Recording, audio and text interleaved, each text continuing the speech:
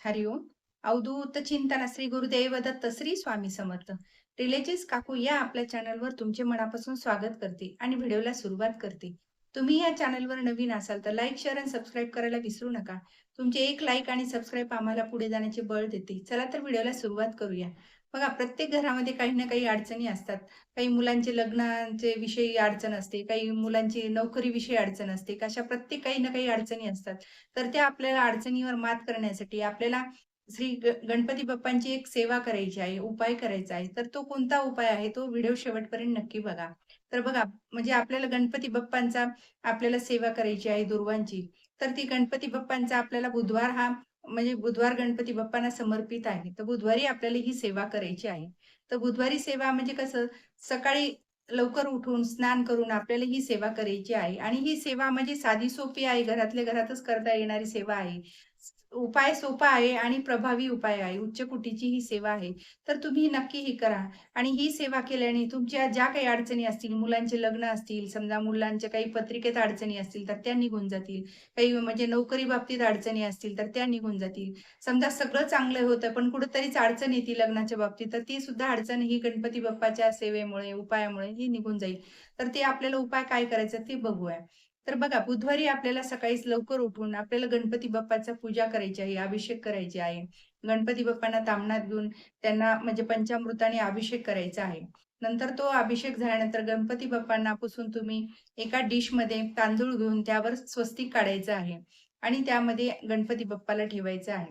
तर गणपती बाप्पाला ठेवल्यानंतर आपल्याला 21 दुर्वांची पूजा करायची आहे. तर 21 दुर्वा व्हायच्या आहेत. तर दुर्वाच का व्हायच्या आणि दुर्वा का समजा गणपती बाप्पाला प्रिय आहे? तर बघा, प्राचीन काळी म्हणजे कसं होतं, आळसूर नावाचा एक राक्षस होता. तो पृथ्वी आणि स्वर्ग दोन्हीकडे म्हणजे ऋषीमुनींना आणि म्हणजे भक्तांना आहे ना त्रास देत होता. तर सर्व म्हणजे त्रासून गेले होते आणि मग सर्व लोकांनी आणि देवतांनी, ऋषींनी मिळून गणपती बाप्पांकडे साकडं घातलं, की आम्हाला हे आळसासूर नावाचा राक्षस खूप त्रास देतोय. त्या संकटातून, त्यांच्या संकटातून आम्हाला वाचवा. तर मग सगळ्या देवतांची, सगळ्या भक्तांचा त्रास हे पाहून गणपती बाप्पांना दया आली आणि गणपती बाप्पांना सगळ्यांनी साकडं घातल्यामुळे गणपती बाप्पांनी पण त्यांच्याबद्दल विचार केला. तर ते अळसासूर नावाच्या राक्षसाला त्यांनी गिळून टाकले समजा गणपती बाप्पाने.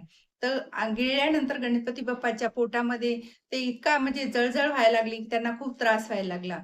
मग आता हे त्रास कसा कमी होईल? तर म्हणजे सगळ्या ऋषींनी मिळून सप्त ऋषी मिळून 88 ऋषी मिळून ह्या ऋषीमुनींनी त्या 21 दुर्वांच्या जुडगे करून त्या गणपती बाप्पांना त्यांना मस्तकावर अर्पण केल्या आणि काही जुडगे समजा 21 दुर्गा ह्याचे आणि त्याचा रस करून त्यांना गणपती बाप्पांना प्यायला दिला. तर तो रस पिल्यामुळं आणि गणपती बाप्पांच्या मस्तकावर त्या दुर्वा ठेवल्यामुळे गणपती बाप्पांच्या पोटातली जी जळजळ होती, जे पोट दुखत होतं ते थांबून गेलं. मग तेव्हापासून आपण म्हणजे दुर्वा गणपती बाप्पांना वाहायला आपल्या चालू झालं. आणि गणपती बाप्पांनी असे म्हटले, की ज्यांनी मला या दुर्वा 21 दुर्वा माझ्या मस्तकावर अर्पण करतील, मला अर्पण करतील, त्यांना हे 1000 यज्ञाचं फळ मिळेल. त्यांच्या कुठल्याही अडचणी राहणार नाही. त्यांच्या ज्या काही अडचणी असतील, तर त्या निघून जातील. हे तेव्हापासून पूर्वपाल चालत आलेली ही 21 दुर्वांची आहे. त्यांना म्हणजे अतिशय प्रिय वस्तू त्यांना मिळाल्यानंतर ते आपल्याला असे भरभरून आशीर्वाद प्राप्त होतात. तर तसं आहे आपल्याला हे 21 दुर्वांची आपल्याला सेवा करायची आहे. तर ही 21 म्हणजे दुर्वांची सेवा ही मुलंही करू शकता घरामध्ये, आपणही करू शकतो. कुठल्याही घरामध्ये कोणतीही व्यक्ती, मुलगा असो, मुलगी असो, तुमचे मिस्टर असो, कुणीही सेवा करू शकतं. ह्या सेवेला कुठलंही बंधन नाहीये आणि तुमच्या वेळेनुसार घरातल्या घरात बसून आपल्याला ही सेवा करायची आहे. जास्त म्हणजे याला काही सेवेला असं म्हणजे पूजा, एकदम मांडणी वगैरे असं पण नाही. साधी सोपी पूजा आहे, पण उच्च कोटीची आहे. तर ही सेवा कशी करायची ते बघू. तर प्रथम आपल्याला गणपती बाप्पांना अभिषेक करायचा आहे. अभिषेक झाल्यानंतर पुसून गणपती बाप्पाला आपल्याला एक तांदूळ घ्यायचे आहे. त्यावर लाल गंधाने अक्षत समजा हे स्वस्तिक काढायचं आहे आणि त्यावर गणपती बाप्पा स्थापन करायचे आहेत. गणपती बाप्पा स्थापन झाल्यानंतर आपल्याला म्हणजे जास्वंदाचं फूल अर्पण करायचं आहे गणपती बाप्पाला. दुर्वा अर्पण करायच्या आहेत. तर त्या दुर्वा आहेत, तर त्या समोरचे जे दुर्वांचे टोकं आहेत, तर ते आपल्याला लाल गंधामध्ये बुडवून समोरचे टोकं लाल करून गणपती बाप्पांना अर्पण करायचे आहेत आणि 21 दुर्वा घ्यायच्या आहेत. तर त्या 21 म्हणजे एक कमी पण घ्यायची नाही आणि जास्त पण घ्यायची नाही आणि तुम्ही लाल कलावा आणि समजा ते दुर्वा गुंडाळून ठेवायचा आहे तो दोरा म्हणजे त्या सुटणार नाही आणि इकडे-तिकडे पडणार नाही. तर त्याचा आपल्याला गुच्छ करून 21 गुरुवारांचा आणि गणपती बाप्पावर आपल्याला ठेवायचा आहे मस्तकावर आणि त्यानंतर समोर आपल्याला गूळ खोबऱ्याचा नैवेद्य दाखवायचा आहे. बाप्पांना गूळ खोबरं हे फार प्रिय आहे आणि त्यामुळे आपलंही म्हणजे जे काही काम असेल तर गोड ह्याच्यामुळे आपलं पण काम लवकर चांगलं होणार आहे. तर आपल्याला खोबऱ्याचा नैवेद्य अर्पण करायचा आहे. आणि धूप-दीप अर्पण करायचं आहे. तुम्हाला जी आवडते ती तुम्ही गणपतीची आरती म्हणायची आहे. आणि आपल्याला समोर विड्याचं पान ठेवून त्यावर सुपारी आणि समजा जी काही तुम्हाला पैसे दक्षिणा जी काही तुम्ही ठेवताल ती आपल्याला ठेवायची आहे. आपण जसा विडा आपलं जो काही काम होण्यासाठी आपण विडा ठेवतो, ते आपल्याला विडा ठेवायचा आहे.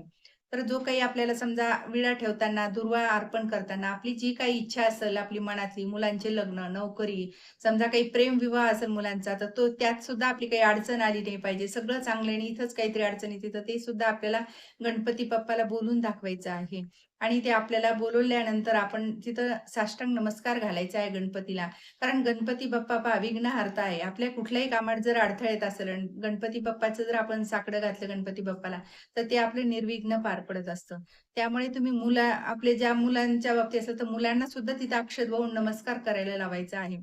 आणि सगळ्यांनी जर घरातल्यांनी सगळ्या गणपती बाप्पाला अक्षत वाहून नमस्कार केला, तर आपल्या कोणालाच अडचणी घरातल्यांना राहणार नाही आणि आपल्याही अडचणी तेव्हाच निघून जातील. तर ही अशी 21 दुर्वांची सेवा आपल्याला करायची आहे. तुम्हाला जमेल तसं चतुर्थीला करा. तुम्ही जसं काही 11 दिवस, 21 दिवस जरी तुम्ही दुर्वा वाहत गेला असा, तरी चालतं. तुम्ही संकल्प करूनही तुम्ही 11 दिवसाची, 21 दिवसाची ही सेवा करू शकता. तुम्हाला जसं जमलं. नाही जमत तर तुम्हाला तर पहिल्या दिवशी 1 दिवसही तुम्ही ही सेवा करायची आहे आणि तुमची यथाशक्ती तुम्ही ही सेवा करा. तुमची इच्छा बोलून दाखवा गणपती बाप्पाला. मग बघा तुमचं काम हे पूर्ण होणारच. कारण गणपती बाप्पानी एकदा मनावर घेतलं, की ते काम आपलं अधुरं असं राहतच नाही. कारण गणपती बाप्पा हे आपले विघ्नहर्ता असल्यामुळं आपलं काम हे तडीच नेतात ते. तर तुम्ही ही सेवा करून बघा. नक्की आवर्जून करा सेवा. श्री स्वामी समर्थ. जय जय स्वामी समर्थ. माझा जर व्हिडिओ तुम्हाला आवडल्यास लाईक, शेअर आणि सबस्क्राईब करायला विसरू नका.